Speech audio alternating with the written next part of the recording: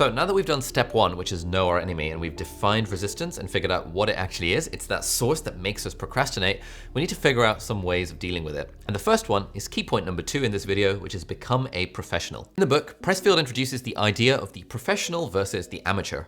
An amateur takes action whenever inspiration strikes or when they're in the right mood.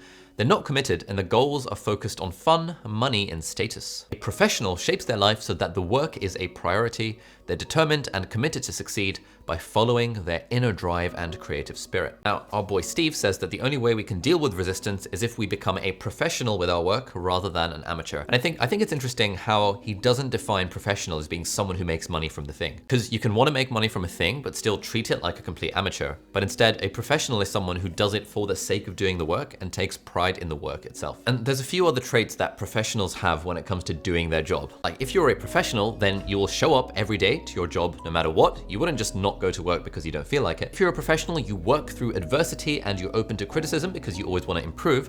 Whereas if you're an amateur, then you feel like, if you draw something or make a video and someone gives you bad feedback or you get a bad comment, you get like really kind of woe is me and like it hurts your feelings and it like ruins your life because you're treating it like an amateur. Whereas if you treat it as a professional, you would be more inclined to actually grow from the feedback. A professional as well will understand that fear is just part of the work. Like if you're a doctor and that's your profession, you know that you're going to be stepping outside your comfort zone. Whereas if you approach things with an amateur perspective, like starting a YouTube channel or whatever, as soon as the going gets tough, then you're gonna fold like a cheap suit, as they say. And finally, if you're a professional with your work, you recognize that facing the resistance is the daily battle. When I'm working as a doctor, when I wake up in the mornings and I think, oh, I don't really feel like going to work, I do it anyway. It's part of the daily battle. It's just what you have to do.